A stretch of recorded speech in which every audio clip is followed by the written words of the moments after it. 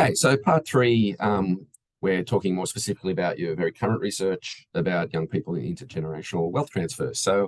Um, your work is essentially at the moment talking to what I would think of, and you can talk about this yourself, relatively privileged people that are kind of getting help from their families in various ways to help buy a house or get financial advice, whatever. There's different mechanisms and different ways that they're getting this. It's not always just lump sums of money.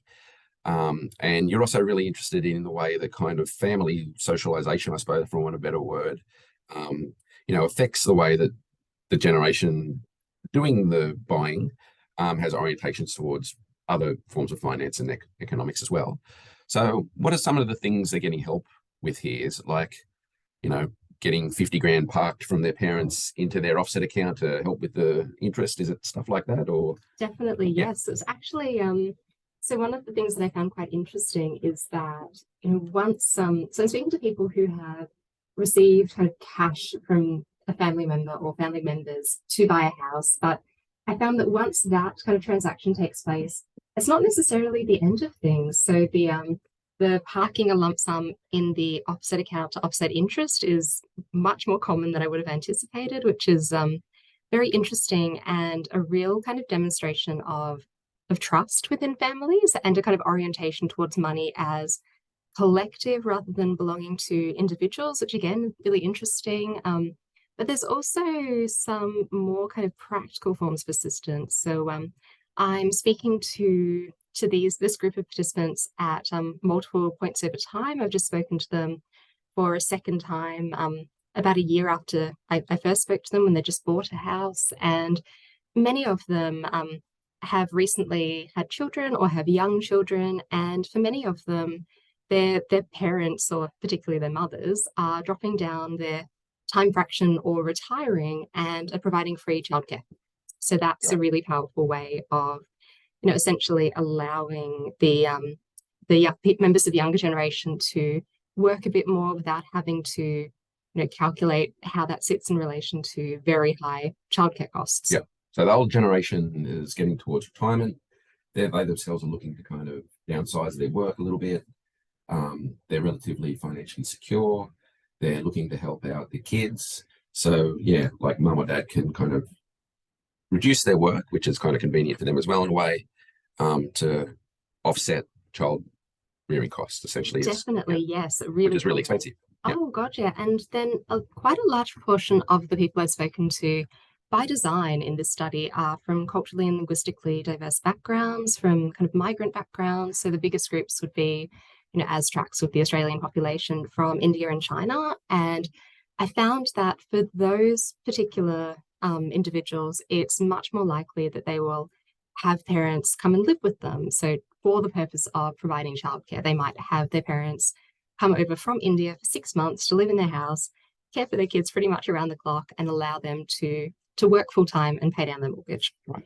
Okay, so let's move into some examples of it. So one of the things you talk about is that there's a particular form of socialization that's kind of just moving beyond the dwelling that the kids have bought to actually buy another one to invest. Definitely, yes. So one of the things that was really kind of interesting in this study is that quite a large proportion of the participants, pretty much all of them, want investment properties. They've all at this point bought one property, a dwelling that they will, most of them, live in, but they want to buy more properties. And I was curious about why that's the case. So we know in the context of research on home ownership, there's kind of a role of socialization into cultures of home ownership. So if your parents were homeowners, you are more likely to yourself be a homeowner. That's true even when you control for level of income. So there's a cultural element to it. And I was interested, is there also a kind of cultural familial kind of socialization element to property investment? Is there a culture of becoming a landlord essentially? Yeah. And so I started to look at what do these plans look like what does the process of for these particular young people getting into the property market look like? What do they say when they're talking about their desire for more properties? And so the most kind of overt example of kind of socialization or clear kind of intervention to create property investment is this particular participant. So Samesh was 45. He was someone who provided financial assistance to children. He has 2 children, and one of them's a son who was aged 18 when I spoke to him last year. He was 19 more recently. So you're talking to parents and yes, children and young people in this. Yep. It's not just the young people. Yeah, because I want to see. Yep. There's some interesting discrepancies in what they say, actually. Yep. So but basically so this is a quote from Samesh. So he's talking about the fact that he himself started buying investment properties when he was 25. He has 12 properties now. And so his idea was, what if my son starts when he's 18? How many properties would he have? And so he decided, as soon as my son turns 18, I'm going to buy him a property. And then, every year he's going to get another property using kind of the equity from that first property. And so that's exactly what Samesh has done. His son now owns 2 properties. And so the son really didn't kind of do too much. He showed like general interest in having some property wealth and the things that it might allow him to do. I think he was probably a bit more interested in owning a really nice car, but you can see it's really, I suppose, because of the wealth. Yep. He'll be able to do that in the future, but really, this is coming very overtly from the parent, and he's kind of coaching his son. And this is a very overt example, but there were more kind of subtle examples throughout the participants who I spoke to. And so I found as well, like, not only were there kind of shared desires to own property, like a shared kind of culture of home ownership, but it also extended to kind of shared ideas about investment throughout the family. So between the kind of donor, parent, and recipient child pairs that I spoke to. So I found that investment properties were kind of practices rather were typically kind of shared within families, and that generally they were discussed, and that even after as I mentioned, even after money changed hands, family members often kind of continued to help each other, like the pooling money in offset accounts. And then when we're thinking about what this looks like, so I think one of the things I was asking my participants about were the types of conversations that they have with their families about money. And so when I asked the participants, for instance, those who received money from family, like, could the person that gave you the money, your parent, comfortably afford to do so? And they'd say, oh yeah, of course. And then I'd ask them, like, oh, so, do you know much about your parents' finances? And they'd say, oh no, we never talk about it. Like, and so, the question that sits there is, how do they know that their parents can afford to do it? And, in some cases, after speaking to their parents, I can say that their parents probably, they could afford to do it, but they were leaving themselves kind of vulnerable for their retirement. So I think that's a really interesting finding in your work, is that, like, the pressures to help out your kids, because everyone knows now you need to do that to kind of get in the market, seems to mean that kind of not necessarily wealthy parents are kind of really self-sacrificing to ensure that their kids, and it's kind of having negative effects on their own life. Definitely, yes, that's really true. And so, it is a practice that is more common amongst wealthier people, and they generally give larger amounts of money, but more and more it is also happening with, with families that have less resources. They might be doing things like withdrawing equity from their own property. I found that, for instance, one of the kind of parent donors had taken $300,000 of equity from her own property to give to her daughter, and she will now have to pay that back on her mortgage. So she's, increased the term of her mortgage for however many, probably, depending on what she earns, another 10 years, maybe more. It's a lot of time. And there's also some evidence around this kind of stuff around, like, parental abuse, isn't there? There is, yes. So this is an area that's very under-researched, but coming from like, advocacy organizations and such, there's increasing reports of financial abuse of older adults. And I think a really important point to make here is that financial abuse is not always purposeful. So it can occur when someone simply is not aware that the person that they're asking for money from cannot afford to give them that money and feels incredibly pressured to do so. So, it's not necessarily that the members of younger generations are doing anything that they would see as wrong or harmful, but they can be unwittingly kind of putting a lot of pressure on parents. This, and I'd imagine there's kind of severe gender implications, particularly, post-divorce. Women always have the worst of that kind of, and often, therefore, the children are the ones that are also closer to mum or whatever, and more likely to seek help from mum through all that kind of emotional labour that they've experienced growing up, getting more care from the female parent often. So there's kind of severe gender inequality. Yes, that is so true. So basically, in the research that I've done on this topic here in Australia and in the UK, the only times when I found parents who have put themselves in really kind of severe financial situations to help their kids, it is always divorced single mothers. Yeah. Always, without exception. So there is a real kind of gender element to it.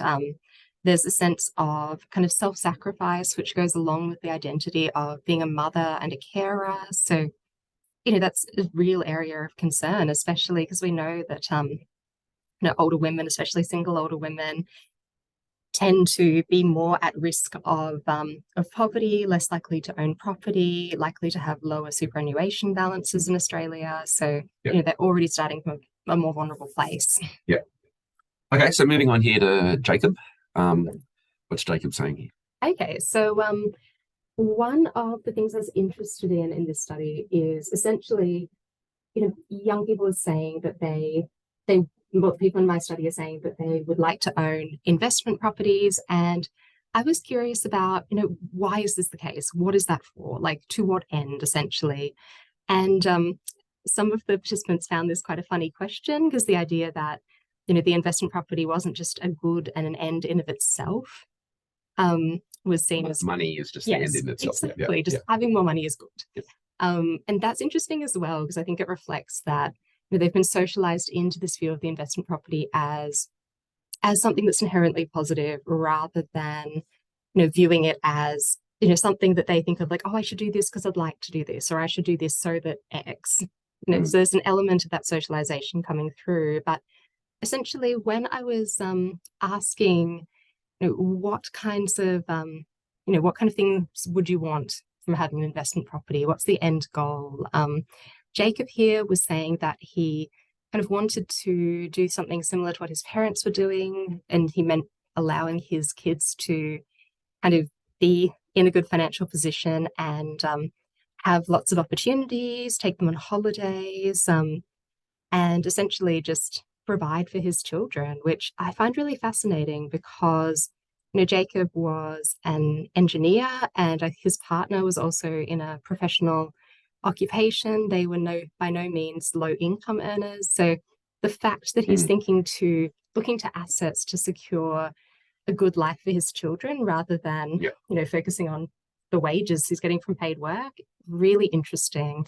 Yeah, it's a really good example in the sense that, like, being engineers, I don't know if they're precariously employed or whatever, but like, if an engineer's wage is likely to be in the top 20% kind of wage earners in the country. And so, like, he's in a very comfortable position. So like a very comfortable wage is seen as being not as secure enough to secure your future. We need to do all this other stuff. So it's kind of, I think, a good example of the way that kind of, wages in what we might call late capitalism isn't enough to kind of provide security, even relatively good wages. Now, that might be a perception on their behalf in a way. They can be relatively financially secure without it, but the kind of need to keep churning and to keep kind of, doing that kind of stuff. I was going to say grift, which isn't the right word, but like, it seems like this is a kind of key motivation for even relatively wealthy people now on good wages. Definitely, yes, it definitely is. It's seen as, a vehicle for providing a good life, and I think it's interesting because it's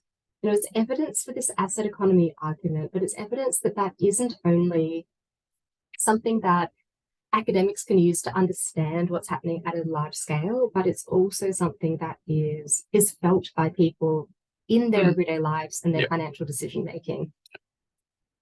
And so again, here I was talking to Cherie, and then And then, oh, sorry, I was talking to Gabrielle about the her desire for an investment property, which, following up with her this year, she has actually now bought an investment property again with help from her father. So, a lot of these people have actually followed through on these things. And her desire was to essentially have some additional funds to make sure that she could have a more comfortable life.